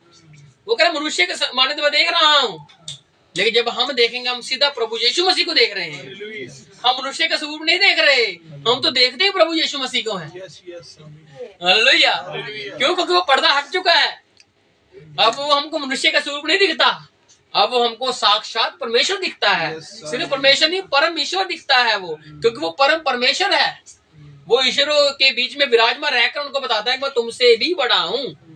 और इसलिए दाऊद कहता है कि वो ईश्वरों के बीच में खड़ा रहता है, क्यों? क्योंकि उसको बताना है कि मैं तुमसे बड़ा हूँ। हालेलुया। तो आज हमको मालूम है वो मनुष्य का स्वरूप है ही नहीं। यूहन्ना ने देखा, दानियल ने देखा, नबूकदनेस्सर ने देखा, हम कहते हैं वो प्रभु यीशु मसीह है। हालेलुया। और वो चंद ही लोगों पर जाहिर करता है अपने आप को, वो सभी के लिए नहीं है, जान उसने सभी के लिए दी है, लेकिन वो दिखता उन लोगों को है जो चुने हुए हैं। बुलाए तो सभी गए हैं, लेकिन जो चुनावट में है वो प्रभु यीशु मसीह के साथ लगन में लगे हुए हैं। तो इसीलिए ये जो कह गए राजाओं के बाद राज्य खड़ा होगा, उन राजाओं के दिनों में हाँ जी, स्वर्ग का परमेश्वर एक ऐसा राज्य युद्ध करेगा, स्वर्ग का परमेश्वर ही खड़ा करेगा। ये लोगों ने खड़े किए हैं, लेकिन वो स्वर्ग का परमेश्वर खड़ा करेगा, जो अनंत काल तक ना टूटेगा, जो क्या नहीं होगा, एवरलास्टिंग, हमेशा का राज्य रहेगा, और वो कभी टूटेगा नहीं, और ना वह किसी दूसरी जाति के हाथ में किया जाएगा। ये तो सभी दूसरी जाति के राज्य में किए गए हैं। इजराइल को दूसरे देशों में बांटा गया, कभी किधर गए, कभी किधर गए। तो लेकिन ये बाबुल, मादी फारसी, जो ग्रीस है, उसका रोम है, ये क्या है, ये राज्य लोगों के हाथों में चले गए। लेकिन स्वर्ग का परमेश्वर का राज्य किसी के हाथ में नहीं जाएगा, क्योंकि वो मनुष्य द्वारा स्थापित किया हुआ है ही नहीं। हाँ जी, वरन वह उन सब राज्यों को चूर चूर करेगा ये सभी राज्यों को जिनको लोगों को अपने ऊपर घमंड है, इनको चूर चूर करेगा वो, और उनका अंत कर डालेगा उनका अंत कर डालेगा, और वह सदा स्थिर रहेगा। परमेश्वर का राज ही सदा स्थिर रहेगा। जैसा तूने देखा जैसा तूने देखा कि एक पत्थर किसी के हाथ के बिना खोदे, देखो अगर वो स्वर्ग के परमेश्वर को राज्य करना है तो उसको खत्म करना पड़ेगा। और कहता है तूने जो देखा, अब उसको बता रहा है जिब्राइल कि जो तूने देखा वो क्या देखा, कि वह एक पत्थर किसी के हाथ के बिना खोदे पहाड़ में से उखड़ा। पत्थर कोई धातु है नहीं, पत्थर कोई, और प्रभु को किसी धातु की जरूरत है भी नहीं, वो पत्थर से ही इस्तेमाल करवा रहा है। हालेलुया। और पत्थर वचन बताता है कि वो प्रभु यीशु मसीह है, चट्टान। और धन्य है वो इंसान जिसने अपना घर चट्टान पर बनाया है, मतलब प्रभु यीशु मसीह पर बनाया है। आंधी आएंगी, तूफान आएंगे, लेकिन वो घर स्थिर रहेगा, क्योंकि वो रेत पर बना हुआ नहीं है, बल्कि वो चट्टान पर बना हुआ। और यही चट्टान जिसके ऊपर हमने अपना घर बनाया है, अब ये निकल रहा है बिना किसी के खोदे। अब यीशु मसीह को कोई बुला नहीं रहा, ये खुद में खुद आ रहा है इन राज्य को तोड़ने के लिए, गिराने के लिए। हाँ जी। और उसने लोहे, पीतल, मिट्टी, चांदी और सोने को चूर चूर किया। सब धातुओं को चूर चूर कर दिया। लोहा को मजबूत है, जो चट्टान होती है कुछ मजबूत थोड़ी होती है, लेकिन चट्टान जो होती है वो प्रभु यीशु मसीह के नाम से आ रही है, इसलिए वो मजबूत है। हालेलुया। तो देखने में तो लोहा बहुत मजबूत है, लेकिन इनको तोड़ने के लिए, सभी को चूर चूर करने के लिए एक राज्य उदय होगा, और वो प्रभु यीशु मसीह का राज्य है जो बिना खोदे पहाड़ बनकर आ रहा है, उनको चूर चूर कर देगा। इसी रीति महान परमेश्वर ने राजा को बताया है कि ऐसे ही बताया है कि इसके बाद क्या क्या होने वाला है। इसके बाद मतलब जो सपना तूने देखा है उसके बाद ये क्या क्या होने वाला है। ना स्वप्न में और ना उसके फल में कुछ संदेह है। जो सपना तूने देखा, ना तो इसके फल में कोई संदेह है और ना तेरे सपने में कोई संदेह है। अब बाबुल राज्य में रह रहा है लेकिन अब वो सोच रहा होगा कि मूर्ति देखी है, उसके अगले चैप्टर में जाओगे तो ये मूर्ति बनवा लेता है अपने लिए। समझ रहे हो? समझ नहीं है इसको क्या कर रहा है, उसने अर्थ भी बता दिया दार्शनिक ने सारा का सारा। यही तो आज भी इंसान की यही फितरत है। इतना लोग बोलते हैं कि ये चीज बदलो, ये चीज बदलो, लेकिन वो कुछ समय के लिए बदल के फिर से वही। और बाद में क्या परमेश्वर भी कहता है, अगर तुम अपने आप को नहीं बदलते हो तो मैं तुम्हारे पास आऊंगा, तुम्हारा दिवट साइड कर दूंगा। किसको कहा है? कलीसिया को कहा है। कलीसिया को मतलब कलीसिया के लोगों को कहा है। अगर हम परमेश्वर में नहीं बने रहते तो वो भी हमारे पास आकर हमारे दिवट को साइड कर देता है। और इसी प्रकार के जो कह रहा है कि ये फल ऐसे ही है। नबूकदनेस्सर को सब कुछ बताया गया, लेकिन उसके बाद उसके अगले चैप्टर में क्या किया। अब ये नहीं कि एकदम से बात हो गई, कुछ साल बीते हैं, तब तक वो डर में रहा, भय में रहा कि यार ऐसा होगा। फिर उसको किसी ने सलाह दी कि ये उसने मूर्ति के बनवा दी, चोखे सोने की मूर्ति बनाई इसने। अब हम देखेंगे जो मूर्ति है पूरी, अब ये भयंकर कैसे है।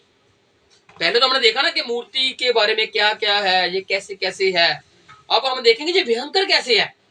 ये लंबी चौड़ी है, इसका रूप चमकदार है, और साथ में ये भयंकर भी है। अब ये भयंकर हमें सिर्फ ये 4 पशुओं से ही पता लग सकती है। तो ये 4 पशु है, ये इस मूर्ति का ही पार्ट है। अब आपको ये पार्ट कैसे है, क्योंकि दानियल को प्रभु जब ये बता देता है तो उसके बाद उसको सपना फिर से आता है। वो सोया पड़ता होता है अब उसके बेटे के समय में। अब जो दानियल सपना देखेगा वो नबूकदनेस्सर के बेटे के बेलशस्सर के समय में देख रहा है। क्यों? क्योंकि समय निकल चुका है काफी, और सब लोग आराम से रह रहे हैं, इस चीज को भूल चुके हैं, जो मूर्ति देखी भूल चुके हैं। क्यों? क्योंकि आज भी लोगों की फितरत लोग भूल जाते हैं। कोविड-19 आया, वो 19 में आया, 20 तक याद रहा, 21 तक उसके कुछ लक्षण रहे, अब 22 आते आते 24 आ गया है, 25 भी आ चुका है। अब लोग बात करते हैं, इतना बड़ा सबसे पूरा वर्ल्ड ही बंद हो गया, बस बात ही रहेगी। क्या वो अब उसको याद ही किया जाता है, याद में रह गया वो। लेकिन जब वो फिर से कोई उससे बड़ी चीज आएगी फिर कहेंगे यार ये तो उससे भी भयंकर है समझ रहे हो? ऐसे ही है। और प्रभु जब प्रभु की बात करे, आज आएगा। और पतरस के समय में भी लोग कहते थे प्रभु आएगा।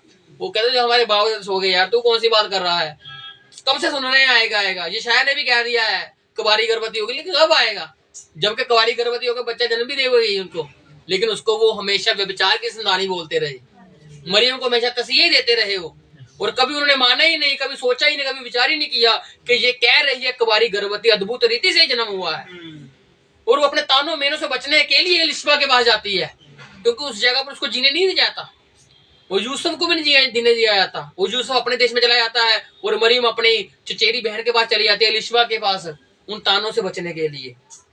देखो कैसी स्थिति रही होगी उसकी, मरियम की, लेकिन फिर भी वो धन्य है क्योंकि उसके द्वारा, उसकी कोख के द्वारा एक उद्धारकर्ता जन्मा था। हालेलुया। इसलिए आज मरियम को याद किया जाता है, और एक मरियम को और भी याद किया जाता है जिसने यीशु मसीह के पांव को धोया था इत्र डाल के। और जब यहूदा ने कहा कि तूने इतना महंगा इत्र डोल दिया है, गिरा दिया है, तो परमेश्वर कहता है कंगाल तुम्हारे साथ हमेशा ही रहेंगे, तो कंगालों चिंता मत कर। उसके बाद कंगालों की चिंता किसी ने की नहीं, वो खुद मर गया बेचारा, जिसको कंगालों की चिंता थी इतनी। और परमेश्वर कहता है इसने जो काम किया है मेरे गाड़े जाने के लिए किया है, और ये इस बात हमेशा स्मरण रहेगी लोगों को। और इसलिए आप अब जो राज्य है ये हमेशा नहीं रहेंगे, इनका खात्मा है, इनका विनाश होगा। ये आज हम पढ़ रहे हैं, लेकिन ये बात 2700-250 साल पहले की लगा दी गई है। 2025 में रह रहे हैं हम, अब 2025 को साइड में कर दो, उससे पहले बीसी में 2600-2700 बीसी की बात है ये, जब ये सपन देखा जा रहा है, क्योंकि समय निकट है। और प्रकाशित वाक्य आते आते जो सांप था वो अजगर बन चुका है। समझ रहे हो, रूप भयंकर हो रहा है ना। अब ये जो मूर्ति उस वक्त भयंकर थी, अब ये कितनी भयंकर होगी सोच ही लो, बस आइडिया लगा लो आप। और आज देखते हैं अब हम उस मूर्ति की जो भयंकरता है, जो भयंकर वो कैसे है। हाँ जी, वो पढ़ते हैं हम लोग दानियल 7 के 1 से 8 तक, वो भयंकर कैसे है। आप इसको इमेजिन नहीं कर सकते हो। ये जो 4 जंतु निकल रहे हैं, पशु निकल रहे हैं, क्योंकि आगे जाकर इसका प्रकाश निकलेगा कि ये 4 जो जंतु है 4 राज्य हैं। हाँ जी, मैं उन सिंगों को ध्यान से देख रहा था। ये 7 दानियल 7 के शुरू से। हाँ जी, बेबीलोन के राजा बेलशस्सर के पहले वर्ष में, हाँ जी, दानियल ने पलंग पर स्वप्न और दर्शन देखे। तब उसने वह स्वप्न लिखा, हाँ जी, और बातों का सारांश भी वर्णन किया। अब ये क्योंकि ये बातों का जानने वाला है, और इसको पढ़ोगे तो दानियल ही है जो सपनों को समझ सकता है, बता सकता है, क्योंकि परमेश्वर इसके साथ है। अब इसको अंत की बातें सब बता रहा है, लेकिन उसको समझ नहीं आ रही है, क्योंकि ये बातें अंत समय के लिए हैं, उस वक्त के लिए नहीं है, ये आने वाले समय के लिए थी। हाँ जी, और क्या लिखा है, ये सब कुछ सारांश लिख रहा है। दानियल ने कहा, मैंने रात को यह स्वप्न देखा कि महासागर पर चारों ओर आंधी चलने लगी। अब आप इसको इमेजिन कर सकते हो, मैं तो बहुत जल्दी इमेजिन कर लेता हूँ। अगर कोई बात चलती है ना, कोई बात करता है इंसान, कुछ भी करे, तो मैं उसको अपने दिमाग में इमेजिन करता हूँ ये बात कैसे हो सकती है। ये मेरी बात है, बाकी आपका पता नहीं आप कैसे इमेजिन कर सकते हो या नहीं कर सकते हो, लेकिन आप भी कर सकते हो। और ये दानियल का सपना आप इमेजिन कर सकते हो, जब ये देख रहा है, सोच रहा है, तो महासागर है। अब आप इस पृथ्वी पर रह रहे हो, उस पृथ्वी को पूरे महासागर जानिए। अब ये पूरी पृथ्वी महासागर, ये सपन की बात चल रही है, लेकिन वो रह रहा है गुलामी में, बाबुल की गुलामी में। अब उससे नबूकदनेस्सर का बेटा आ गया है बेलशस्सर, और जब बेलशस्सर आ गया, इसको सपन दिखाया परमेश्वर ने, फिर से वही बात दिखाई जो ये देख चुका है, लेकिन अब इसको भयंकरता दिखा रहा है। तूने चकमक देखा, क्योंकि दानियल सोचता होगा ना, ये लंबी चौड़ी तो देख ली है, चकमक भी देख ली है, लेकिन भयंकर कैसे हो सकती है। अब प्रभु इसको भयंकर रीति से बता रहा है कि भयंकर कैसे हो सकती है। अब इसको उसी की भाषा में जवाब दे रहा है प्रभु। कई बार हमको कोई बात समझ नहीं आती, तो प्रभु हमारी भाषा में हमको बताता है फिर कि तुम ऐसे समझते हो, तुमको ऐसे समझ आएगी। कई बार हम कहते हैं हम करेंगे, फिर प्रभु कहते तू करता रहे, ठोकर खाएगा, फिर खड़ा होकर फिर कहेगा कि प्रभु कहता था मत करना। फिर प्रभु हमारी बात भाषा में समझाता है हमको कि तुम्हारी भाषा ये है, तुम ऐसे समझो। अब दानियल समझ रहा है, सोच रहा है, लेकिन उसको समझ नहीं आ रहा। तो प्रभु कहता देख, फिर एक महासागर है, उसमें आंधी ही आंधी चल रही है। तब समुद्र में से 4 बड़े जंतु, देखो आंधी का मतलब क्या है, आंधी का मतलब ये है कि चारों तरफ से जो दुश्मन है। अब आगे जाकर राज्यों की बात होगी, 4 जंतु की बात होगी, लेकिन उन राज्यों को जिन्होंने स्थिर किया है, कैसे स्थिर किया होगा, अपने दुश्मनों से लड़ झगड़ कर, उनको मार कर, उनके लोगों को गुलाम बनाकर, उनके धन संपत्ति लूट कर, ऐसे थोड़ी वो महान बन गए। तो इसलिए अगर उनको लूटना है तो आंधी के बीच में ही आना पड़ेगा। अब चारों तरफ आंधी, मतलब कि दुश्मन ही दुश्मन है, मुश्किलें ही मुसीबतें हैं। आंधी जो है लोगों को तहस नहस करती है। अगर किसी जगह आंधी आएगी तो लोगों के घर बर्बाद कर देती है, लोगों के घर में बाढ़ ले आती है। तो यहाँ पर अगर राज्य को स्थापित करना है तो उनको मौत का सामना करके ही अपने राज्य को लेकर आना पड़ेगा। तो क्या कहता, महासागर में आंधी ही आंधी चल रही थी चारों ओर, और क्या देखा, तब समुद्र में से 4 बड़े बड़े जंतु जो एक दूसरे से भिन्न थे निकल आए। देखो 4 जंतु हैं और भिन्न भिन्न है। ये भी भिन्न था सोने का था, ये भिन्न था चांदी के थे, ये भिन्न था पीतल का था और ये भिन्न था लोहे का था। अब ये 4 जंतु देख रहा है, ये भी भिन्न भिन्न है। सिर बाजू से नहीं मिलता, मतलब कि है एक ही शरीर के, लेकिन सोच ही नहीं मिलती आपस में, विचार ही नहीं मिलती आपस में। इसलिए प्रभु हमको एक दे कहता है कि तुम मसीह में एक, और हमारा सिर मसीह है। हालेलुया। हम चाहे जो मर्जी करें, लेकिन मसीह जब आता है तो हमको एक स्थिरता में लेकर आता है, हमको एक विचार में लेकर आता है कि तुम एक दूसरे के भाई बहन हो और तुमने कैसे आगे बढ़ना है, मुझे मसीह बताता है हमें। तो इसी रीति से जानवर कहां से निकल रहे हैं, जंतु कहां से निकल रहे हैं, समुद्र से। और प्रकाशित वाक्य 13 में भी जो 2 पशु निकलते हैं वो प्रकाशित वाक्य की बात है, लेकिन वो यहाँ पर ही जाकर कहीं ना कहीं आगे जाकर अटैच होगी और वो हम देखेंगे कैसे अटैच होती है, क्योंकि आगे जाकर 10 जब यहाँ पर बात आएगी ना, तब ये बात वहां पर जाएगी प्रकाशित वाक्य में कि ये कैसे आपस में मिले जुले, गठबंधन में कैसे आ गए। 2 पशु वहां पर भी निकल रहे, जो एक समुद्र से एक पृथ्वी से, और एक दूसरे को अपना अधिकार दे रहा है सारा। तो यहाँ पर क्या वो 4 जंतु निकले हैं जो सब आपस में भिन्न भिन्न हैं। पहला जंतु सिंह के समान था। अब देख रहे हैं इनकी समानताएं हैं। अब ये शेर के समान निकला है। कौन है? पहला जंतु है, शेर के समान है। और उसके पंख उकाब के से थे। शेर को पंख होते हैं? नहीं होते ना। तो इसका मतलब ये राज्य की बात हो रही है। ये प्रभु के आपको पहेली को समझना पड़ेगा, उस दर्शन को समझना पड़ेगा। कई बार हम भी कोई दर्शन देखते हैं, सपन देखते हैं, तो वो अलग ही बात होती है। हम कहते हैं हमने ये चीज सोची नहीं, समझी नहीं, ये कैसे आ गई, क्योंकि वो बात ही भिन्न होती है। इसी रीति से इसने पहला जंतु देखा शेर, और शेर के साथ इसने क्या देखा? उकाब के 2 पंख है। क्यों? शेर क्या कर रहा है? दहाड़ता है, लेकिन उकाब के पंख क्या करते हैं? उकाब क्या करता है? उड़ारी मारता है, अपने शिकार को दूर से देख। अब उनकी हमने भिन्नता देखनी है। अब हमने उनके क्या देखना है? जंतुओं का स्वभाव देखना है, क्योंकि वो स्वभाव ही हमें बताएगा कि वो राज्य कैसे बनते हैं।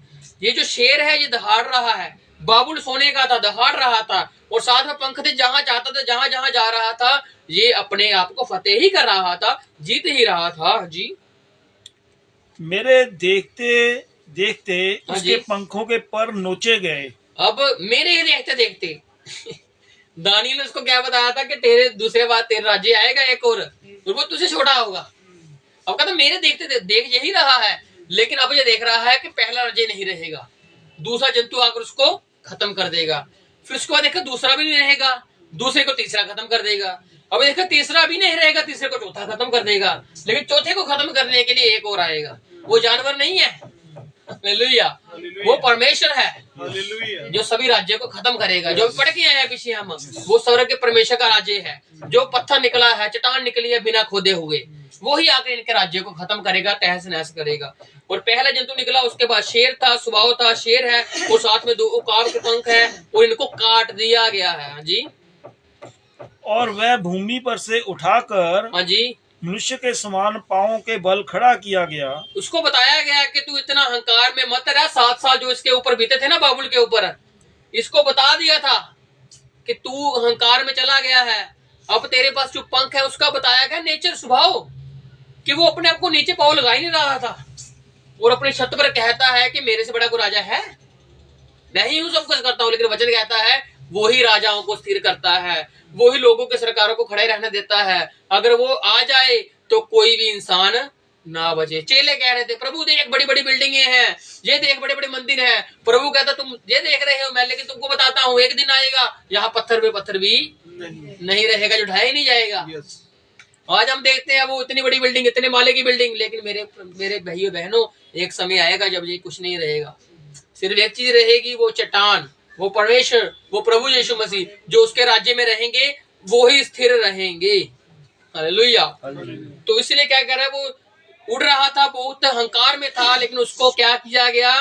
संगलों से बांधा गया। लिखा हुआ है, लेकिन पढ़ाऊंगा नहीं। संगलों से बांधा गया, उसको छोड़ दिया गया। उसके ऊपर क्या पड़ती थी? ओस पड़ती थी, और उसका पूरा बदन उससे बिकता था, बाबुल का, नबूकदनेस्सर का। ये सोने का राजा था ना, इसकी बात है ये। तो इसको सीधा किया गया, बताया गया कि तेरी है मतलब कि तू है क्या।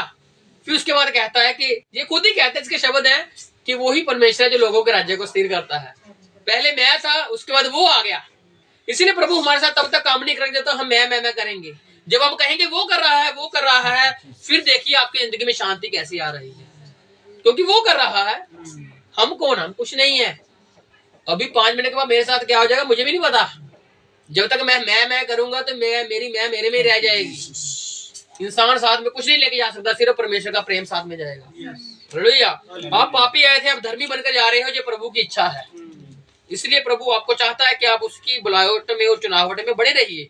और जहां पर क्या हुआ कि हाँ जी पढ़ देंगे फटाफट, फिर उसका वचन को बंद करेंगे। और उसको मनुष्य का हृदय दिया गया, उसको मनुष्य बताया गया कि तू मनुष्य ही है, तू इतना बड़ा हंकार मत। फिर मैंने एक और जंतु देखा जो रीछ के समान था। पहला शेर और पंख उकाब के, ये पहला था जो बहुत उछल रहा था। अब दूसरा कौन आ गया है, ऋष आ गया है।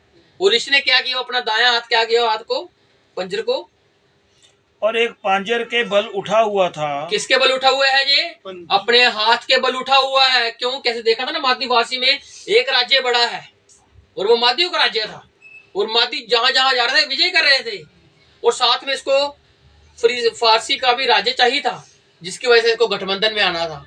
और किसी न किसी कारण ये इसके ऊपर अटैक नहीं कर रहा था, क्योंकि इसको मालूम था कि इसके बिना मेरी गति नहीं है। तो क्या हुआ, एक ऋषि निकला है। ये भी एक जानवर, ये जंतु ही है। अब ये है जंतु, लेकिन आपने इसको राज्य देखना है। जैसे वो शेर था, और उसके पंख तो हो नहीं सकते शेर के, क्योंकि ऐसी कोई जात हमने देखी नहीं आज तक, लेकिन प्रभु उसको भयंकर बता रहा है। अब आप इमेजिन करिए कि वो शेर का रूप कैसा होगा और उसके पंख जो है वो कैसे होंगे। इतने लोगों को मारकर निकल रहा है वो, और मुंह तो साफ थोड़ी होगा, खून लगा होगा मुंह में, पता नहीं कैसे कैसा उसका व्यवहार होगा, रवैया होगा, उसका स्वभाव होगा देखने में। और उसके बाद ऋष है, और ऋष भी कोई आम जानवर नहीं है। उसका पंजर खड़ा है, एक हाथ खड़ा है, उसके मुंह में क्या है, और उसके मुंह में दांतों के बीच 3 पसलियां थी। अब ये जो अगला आ रहा है ना जानवर, जंतु, इसके मुंह में 3 पसली हैं। एक तो बाबुल की खुद की पसली है, ये जो इसको उसको निकल के आया है, और साथ में मिस्र और सीरिया। आप कहोगे मिस्र सीरिया कैसे, बताया ना, ये वहां से निम्रोद से ये राज्य धीरे धीरे बने हैं, एकदम से होंद में नहीं आ गए। इनको होंद में आने के लिए अपने आप को साबित करना पड़ा, और जहां पर आते आते ये उनको मारकर आया है, ये उनको मारकर आया, ये इन तीनों को मारकर आगे निकल आया है। मुंह में 3 है, हाथ खड़ा हुआ है, और ये बता रहे हैं कि हम भी कुछ हैं। दूसरा जंतु है ये ऋषि के समान, मुंह में 3 पसलियां, एक हाथ खड़ा है। हाँ जी, और लोग उसे कह रहे थे, उठकर बहुत मांस खा। लोग कह रहे तू जा, अगर तूने 3 राज्यों को हरा दे, तू आगे आगे जाए, तू करता जाएगा। लेकिन लिखा हुआ है ये पहले से छोटा होगा। लोग कह रहे हैं इसको, इसके मंत्री शंत्री कह रहे हैं तू जा आगे बढ़, तू सब कुछ कर, लेकिन ये इससे छोटा ही होगा, उससे बड़ा नहीं हो सकता। बड़ा क्यों है, ये सोने का है, इसके पास सोने की कमी है, क्योंकि राज बंट गया है, अब सोना बढ़ चुका है, अब कोई स्थिरता से रह नहीं पा रहा।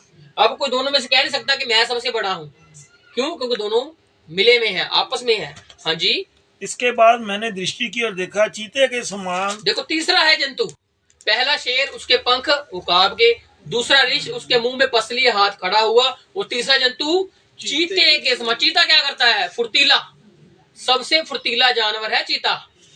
और ये फुर्तीला भी कैसे, इसका स्वभाव बताया जा रहा है। सिकंदर छोटी उम्र में इतना ज्ञानी था, इतना समझदार था, इतने पूरे वर्ल्ड को जीत लिया हुआ था अलेक्जेंडर द ग्रेट ने, और इसने सब संसार में अपनी धौंस जमाई हुई थी, और ये चीते के समान चल रहा था। लेकिन क्या था साथ में इसके, उसकी पीठ पर पक्षी के से 4 पंख हैं। पीठ पर क्या है इसके, 4 पंख है। लेकिन फुर्ती इसने पूरी की हुई है। जितने जल्दी इसने सभी देशों को हराया, उतनी जल्दी ये मर भी गया, ज्यादा अपने राज्य को स्थापित नहीं कर पाया। ये शायद 33-34 साल की उम्र में मर जाता है ये सिकंदर। उसके बाद इसके जनरल संभालते हैं आकर अपनी पोस्ट को, और उसके पंख हैं 4, किसके, चीते के। अब चीते के पंख कैसे हो सकते हैं, क्योंकि ये राज्य है, ये राज्यों के स्वभाव है, और ये राज्यों का फ्यूचर है, जो फ्यूचर डिसाइड करेगा कि वो राज्य कैसे होंगे। आप अगर हिस्ट्री जानते हो तो आपको पता लग जाएगा आगे आगे जाकर। ये 4 राज्यों में बढ़ जाता है सिकंदर का राज्य, और जो उसको 4 पंख है वही है जो उसकी कमान को संभालते हैं बाद में। हाँ जी, और उस जंतु के 4 सिर थे, 4 सिर थे, और उसको अधिकार दिया गया, उसको अधिकार भी दिया गया। फिर इसके बाद मैंने स्वप्न में दृष्टि की और देखा, हाँ जी, कि एक चौथा जंतु है। चौथा जंतु है, लेकिन उस जंतु के बारे में बताया नहीं गया कि वो शेर है, चीता है या ऋष है, लेकिन वो जंतु है। अब हम 4 चीजों से जोड़े तो 4 परमेश्वर के स्वभाव भी हैं। कौन सा स्वभाव, पहला शेर का, दूसरा बछड़े का, तीसरा मनुष्य का, चौथा उकाब का। और अगर हम मोहरों की बात करें तो 4 मोहरों में 4 घोड़े आते हैं, 5वीं मोहरों में घोड़े का जिक्र नहीं है। और पहली मोहर में देखते हैं सफेद घोड़ा है, दूसरी में लाल है, तीसरी में काला है और चौथी में पीला है। और पीले का कोई वजूद नहीं होता, पीला मिली जुली है। और वो तीनों घोड़ों को साथ लेकर चल रहा है। अब ये जो चौथा जानवर निकला है रोम, ये जो 2 टांगे हैं, अब इसको मजबूत होने के लिए उनसे भयंकर बनना पड़ेगा। अब ये अपने आप को बता नहीं रहा कि मैं जंतु हूं कौन, लेकिन ये जंतु है। अब इस जंतु की बनावट देखिए कैसी है जी। फिर इसके बाद मैंने स्वप्न में दृष्टि की देखा कि एक चौथा जंतु है, चौथा जो जंतु है भयंकर और डरावना है। ये इसकी विशेषता है, क्या है? भयंकर और डरावना। पहला शेर उकाब के पंख, दूसरा ऋष उसके मुंह में 3 पसली, हाथ खड़ा हुआ, और तीसरा चीता और 4 पंख 4 सिर। लेकिन चौथे के बारे में बताया ही नहीं कि जानवर है कौन। उसकी विशेषता है क्या? डरावना भयंकर। अब भयंकर डरावना कहने में तो सरल लगता है, अगर इसको दिमाग में इमेजिन करोगे तो जितना भयंकर सोच सकते हो उतना भयंकर सोच लो। जो चौथा उतना है, और इसने इतना कत्लेआम किया हुआ है अपने इतिहास में। आप जब देखोगे रोमन वार तो पता लगेगा क्या क्या करता रहा है ये, धार्मिक भी और पॉलिटिकल भी, दोनों तरीकों से चलता है ये सबको साथ लेके चलता है। और क्या हुआ? चौथा जानवर डरावना भयंकर और बहुत सामर्थी है। भयंकर डरावने के साथ साथ समर्थी भी है। इसीलिए तो ये तीनों देशों को खा गया, क्योंकि इसके 2 दांत है, लोहे के दांत है। हाँ जी, और उसके बड़े बड़े लोहे के दांत हैं। बड़े बड़े लोहे के दांत। अब ये देखो इसकी विशेषता की क्या बताई जा रही है। जानवर कोई बताया नहीं जानवर है क्या, लेकिन जो दानियल देख रहा है वो भी देख जानवर है, जंतु है। क्या है जंतु? डरावना भयंकर समर्थी ताकत वाला, और दांत लोहे के, और उन दांतों से वो सभी देशों को खा जाता है, पार जाता है। हाँ जी, वह सब कुछ खा डालता है, वो सभी को खा जाता है और चूर चूर करता है, चूर चूर कर देता है। और जो बच जाता है उसे पैरों में से रोनता है। उसको फिर क्या करता है जी? पैरों से रोता है। पहले मुंह से ये बातें नेगोशिएशन करता है, लोगों को बताता है मेरे साथ मिल जाओ मिल जाओ मिल जाओ, नहीं मिलेगा तो काट दूंगा, अगर नहीं तो पैरों से। दोनों तरीके हैं इसके पास। क्यों? क्योंकि ये तीनों जानवरों का स्वभाव इसमें आ गया है। अब ये जो शेर उकाब, साथ में तो दूसरा कौन था? ऋष, और साथ में मुंह में 3 पसलियां, हाथ खड़ा हुआ, और ये जो उसके बाद था चीता, 4 पंख 4। अब ये सारों का स्वभाव ही इस चौथे में आ चुका है। अब देखिए अगर वो इतना कत्लेआम करके आए हैं, अब ये क्या करेगा? उससे भी बड़ा करेगा ये। और ये भयंकर है, डरावना है, समर्थी है, वो सबको पैरों से कुचल रहा है। वह सब पहले जंतुओं से भिन्न है। ये भिन्न है, ये ना शेर में आता है, ना चीते में, ना ऋष में। इसकी प्रजाति ही अलग है, इसको डिस्क्राइब ही नहीं किया जाता, इसको बताया ही नहीं जा सकता। हाँ जी, उसके 10 सींग हैं। अब देखो मुंह में 2 लोहे के दांत, डरावना भयानक समर्थी। अब उसे कुछ जो देखा बता रहा है, उसके 10 सींगे हैं। अब ये क्या है? यहाँ पर 10 उंगलियां पाओ की, 10 उंगलियां ना, उंगलियां कहाँ है? नीचे। लेकिन अब ये ऊपर आ चुका है, क्योंकि सबका स्वभाव इसमें आ गया ना। अब उंगलियां पांव के नीचे थी पहले, यहां तक ये नीचे थी, लेकिन अब ये यहां पर कन्वर्ट हो चुकी हैं सिर में। अब 10 सींग बन चुके हुए हैं। हाँ जी, मैंने उन सींगों को ध्यान से देख रहा था। सींगों को ध्यान से देख रहा था तो क्या देखा कि उनके बीच एक और छोटा सा सींग निकला। देखो 10 उंगलियां है ना, 10 उंगलियां मिट्टी की है ना, लोहा मिट्टी की, और बीच में क्या? लोहा भी है। 10 के साथ में एक बीच में ऐसा है जो दोनों को जोड़ के रख रहा है। 10 उंगलियां हैं लोहे और मिट्टी की, कुछ मजबूत कुछ कम, और ये दोनों को जोड़ने वाला एक है जो 350 में निकल के आएगा और बताएगा कि मैं हूं कौन। उसके पहले ये गठबंधन में चल रहा है, ये साथ में चल रहा है, लेकिन 3.5 साल के बाद ये एकदम से निकलेगा। 10 सिंह है ना उनके, 10 उंगलियां है ना, लेकिन 11वां सिंह कब निकल रहा है? छोटा सिंह कब निकल रहा है? बताने के लिए कि मैं हूं। उससे पहले इसकी पहचान नहीं हो रही, उससे पहले इसको कुछ समझ ही नहीं जा रहा। साथ में है लेकिन साथ में ना के बराबर है, लेकिन ये बताएगा तुम ही हो सब कुछ। फिर छोटा सा सिंह निकलता है, छोटी सी आवाज निकलती है, क्योंकि ये सिंह की आवाज लगी हुई है। ये सिंह देखने में भी है, बोलने में भी है। हाँ जी, और उसके बल से उन पहले सिंगों में से 3 उखाड़े गए। क्या किया गया? इसी ने उखाड़ा है इन तीनों को। अगर ये 10 गठबंधन में आए हैं ना, तो इसके पीछे का कारण वो छोटा सिंह है जो पीछे से रहकर काम कर रहा है, और इसी ने तीनों को उखाड़ने की सलाह दी है। अगर ये सिंह थे, अगर ये सिंह जो है ये 10 राज्य थे तो ये 3 भी तो राज्य ही थे। अब तीनों को सिंहों से कंपेयर किया जा रहा है, उन तीनों को इसने ही खड़ा है, 10 खड़े हुए हैं, 10 के बीच में छोटा सा एक निकला है सिंह, और इसी ने ही निकाला इन तीनों को कि निकाल दो इनको, इनको मारने वाला, इनके स्वभाव को खत्म करने वाला यही है 11वां जो छोटा सा निकल रहा है, क्योंकि इस पास जुबान है, जो पॉलिटिकल राजनीतिक दोनों चल रहा है, लेकिन ये पीछे से काम कर रहा है। काम 10 कर रहे हैं आगे, लेकिन पीछे से उनको बताने वाला ये है, गुप छुप के काम कर रहा है। हाँ जी। फिर मैंने देखा कि इस सिंह में मनुष्य की सी आंखें, देखो जो निकला है उसके बाद मनुष्य की आंखें हैं, और बड़ा बोलने वाला मुंह भी है। मुंह भी है जो बड़ी बड़ी बातें करता है। अब आप अगली बार देखेंगे हम कि ये जो बड़ा बोल रहा है ये है कौन, क्योंकि ये एकदम से निकला है 10 में से। 10 तो है ही, लेकिन 10 को खत्म करके बताने वाला 3.5 साल के बाद जो खड़ा करेगा, बताएगा मैं हूं, वो कौन है? और वही जो है उसी ने ही तीनों को खत्म किया है, तीनों राज्यों को उखाड़ के फेंका है। इसीलिए तो ये 10 को गठबंधन में लेके आया। जब गठबंधन में कैसे आएगा? जब तीनों खत्म होंगे, उनका स्वभाव खत्म किया जाएगा। अब उन तीनों के स्वभाव को लेकर अपने बीच में ले आया, और तीनों के स्वभाव को अपने में ही ले आया और बताया कि सोना चांदी पीतल लोहा मैं ही हूं। अब वो बातें नहीं रही, अब बात मेरी है। बंद करो होम बलि, बंद करो नित्य बलि, मैं ही मसीहा हूं, ये कहेगा आकर। कौन कहेगा? 10 में से 11वां सिंह, जिसके पास देखने की आंखें भी हैं और जिसके पास बोलने के लिए सिर्फ जुबान ही नहीं है, बड़ा बोलने के लिए जुबान है। अब ये बड़ा बोल कैसे बोलेगा? उस कंगूरे वाली वस्तु पर खड़ा होकर बोलेगा और कहेगा कि मैं ही मसीहा हूं। इससे बड़ा बोल क्या हो सकता है कि परमेश्वर के स्थान पर अपने आप को बताता है वो। इससे बड़ा बोल क्या हो सकता है? जैसे निम्रोद ने कहा कि हम परमेश्वर के तुल्य बनेंगे, जैसे उस लूसीफर ने कहा कि हम परमेश्वर के समान सिंहासन लगाएंगे। और अगर आज कोई मनुष्य कहता है कि मैं परमेश्वर के तुल्य बन जाऊंगा, तो वो चूर चूर ही किया जाएगा, उसका राज्य सदा के लिए बना नहीं रहेगा। इसलिए आज हमने जाना है कि ये जो सोने की मूर्ति थी, इसके राज्य कौन कौन से थे और वो 4 पशु जो थे। अगली बार हम देखेंगे कि जो 11वां सिंह निकल रहा है छोटा सा, उसके पास कौन सा बोलने के लिए उसको जुबान दी गई है, देखने के लिए क्या दिया गया है, और वो यहाँ पर आकर 3.5 साल के बीच में क्या करेगा। और साथ में हम 2 जानवरों को अगली बार और देखेंगे, एक मेढ़े को और एक बकरे को। और ये जो मेढ़ा और बकरा है ये इन्हीं राज्यों में ही आता है। हम इसको इसी में ही रखेंगे क्योंकि वो इसी का ही पार्ट है। और आपको वहां पर क्लियर होगा कि ये मादी फारसी है और ये आगे जो ग्रीस का, ये यूनान का राज्य है।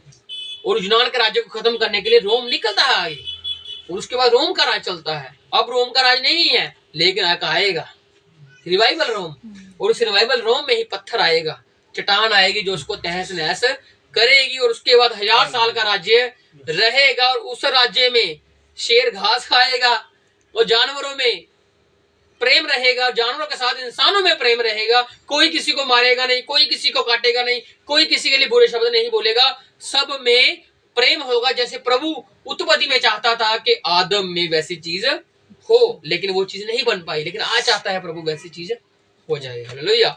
तो इसलिए हम आंखों को बंद करते हैं। तो प्रभु आपको आशीष दे, क्योंकि आपने प्रभु के वचन को सुना है और ध्यान दिया है, क्योंकि ये जो बातें हैं बहुत ही कठिन है, लेकिन जब प्रभु वो समझाता है तो सरलता से समझाता है, आराम से समझाता है।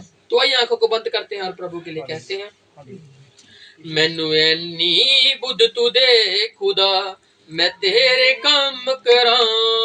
मैनू एनी बुद्ध तू दे खुदा, मैं तेरे काम करा। मैनू एनी बुद्ध तू दे खुदा, मैं तेरे काम करा। मैनू एनी बुद्ध तू दे खुदा, मैं तेरे काम करा। एक डर होवे बस तेरा, एक डर होवे बस तेरा, ना किसे होर तो डरा। मैनू एनी बुद्ध तू दे खुदा, मैं तेरे काम करा। मैनू एनी बुद्ध तू दे खुदा, मैं तेरे काम करा।